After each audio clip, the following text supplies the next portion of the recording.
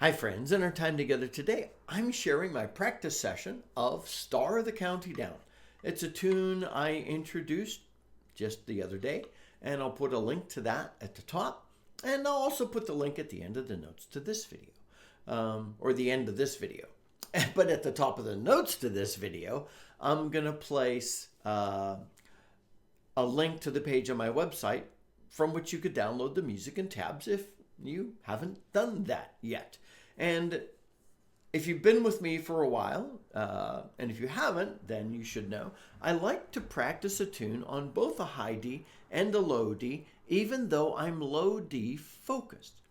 And it was actually one of our friends who shared this idea with us, and I like to repeat it because we often have new folks joining the community, and I don't want to leave them trying to figure out what we do.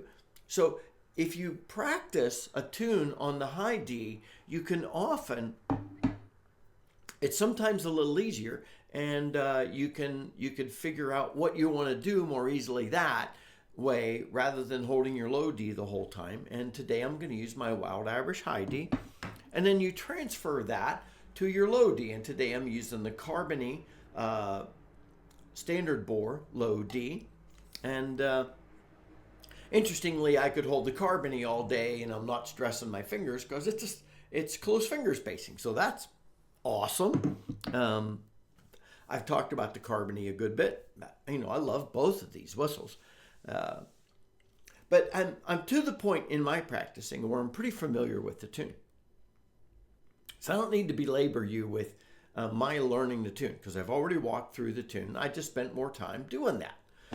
So I'm at the point where I'm trying to decide how I want to play it. And so this is where I'm thinking about ornamentation and expression. Ornaments, those little fiddly bits, a cut, a tap, rolls, tap, slides. Expression is like, do I want this to be really happy-go-lucky?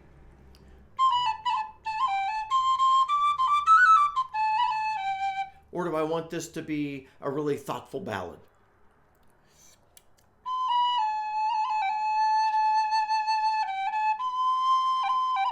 Oh dear, that was terrible.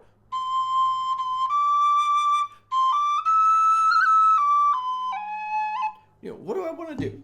I want to be somewhere in the middle. Anyway, and I've listened to, I say listen to people play. So expression is pauses, change in volume, sitting on a tune, speeding up, slowing down, all that kind of stuff.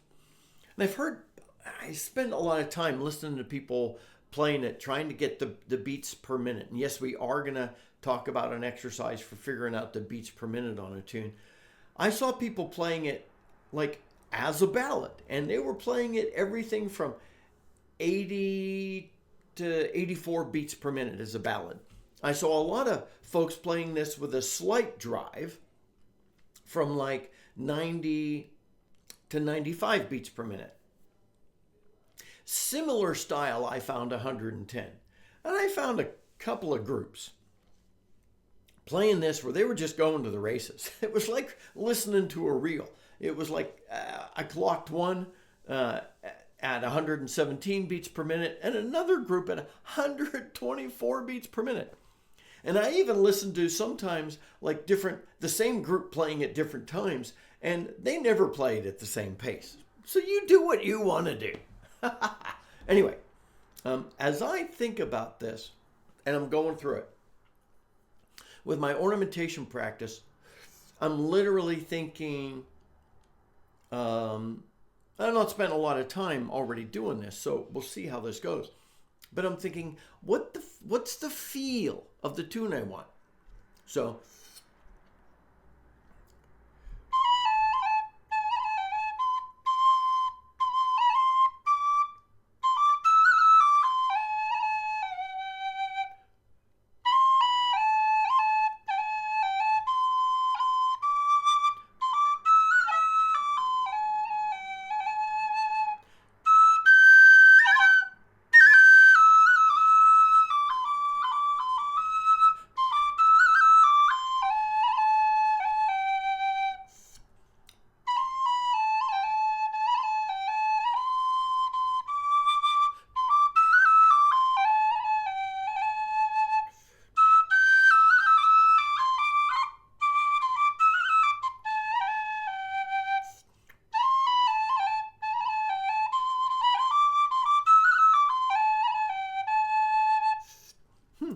I guess I spent more time listening to people play it that's kind of stuck in my brain a bit. Let me try and see what I'm thinking about doing that at pace. And notice a couple of things before I do that. A couple of things I'm thinking in my brain as I'm experimenting with ornaments.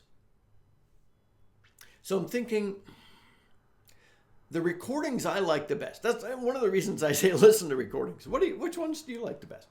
The recordings I like the best have this a little punchy, fun tune. So I'm going to do some stops. I'm going to jump back in.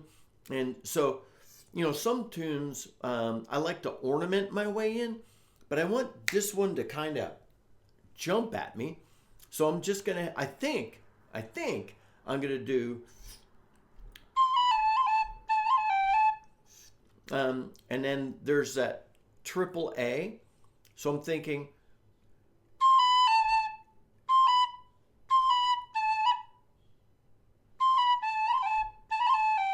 yeah, so I get to the first A, I'll hit that,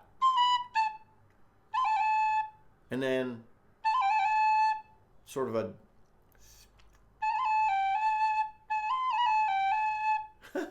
that was funny, sort of a roll and a tap, and then hit the third A,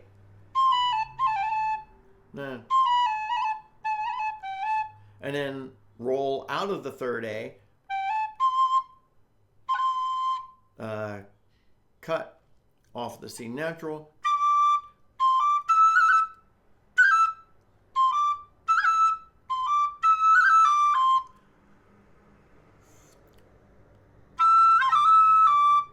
throw in an ornament of your choice from the E, stepping down to the D.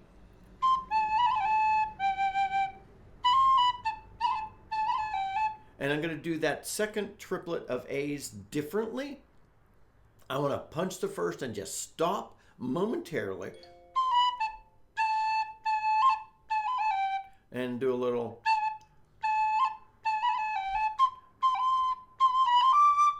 I might do that there, like a little run.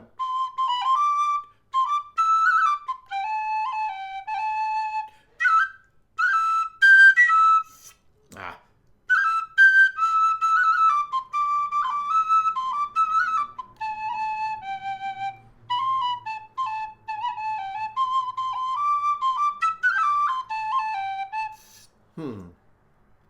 Let me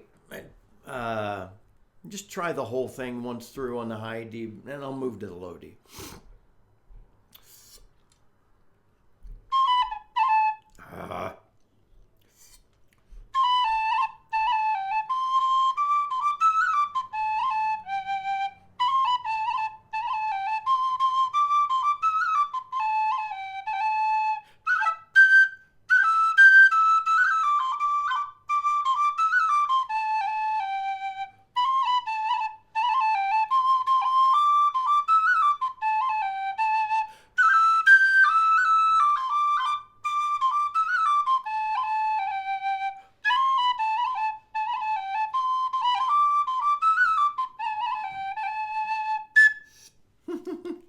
Sometimes I like to throw a silly note in at the end.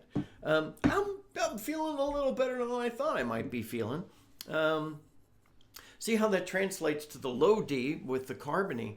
Now, an interesting thought. I listened to one group and I thought it was really clever. Excuse me. They started the tune off as a ballad. Midway through pause. Now, I don't have a group and I don't know how to play a bodhran, but as they got there, and the bodhran's going in the background, and then the bodhran, they stopped at the end of the verse, the bodhran alone picked up its pace, and then they jumped back into the verse with a greater pace. It was something like this.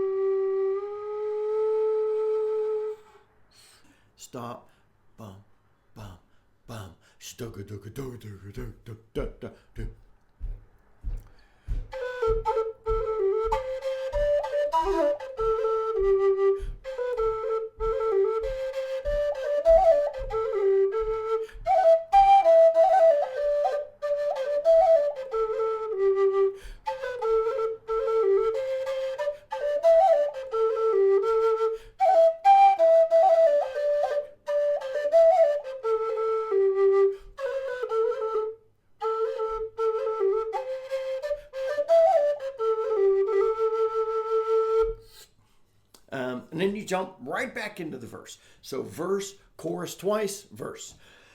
Excuse me. I think that's kind of fun. And they didn't start that was a group, and they didn't start the singing until after that ballad intro. I just thought it was a sweet intro. I hope you could tell, I've not yet decided what I want to do with those three repeated A's in the tune. Like I said, you could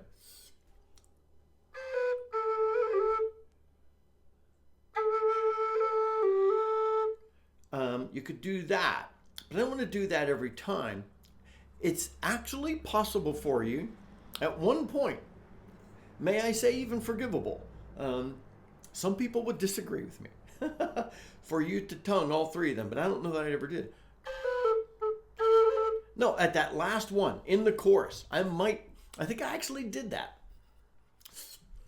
The first time through the chorus, I wanted to punch those, so give them a hard tongue.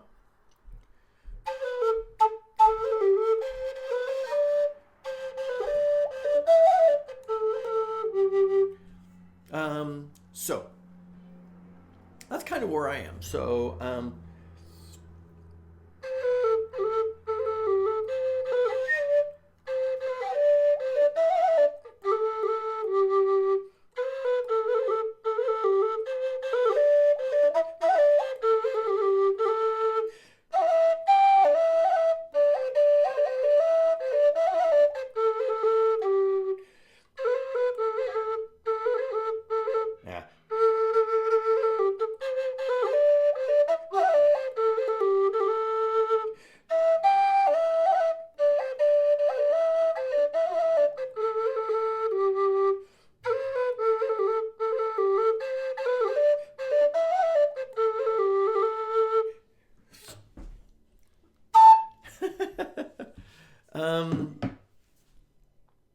I know I'm going to make adjustments to that.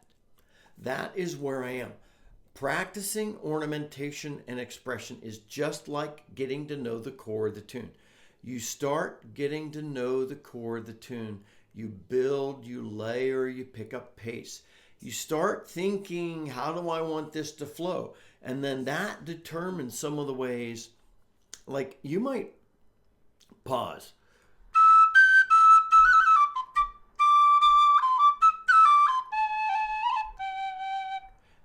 Just throw some little brief momentary pauses in there. It's kind of fun. As you're doing this, then when you hit ornamentation and expression, as you saw me, I'm like, I don't know if I like that. I'm going to try this. You're always trying.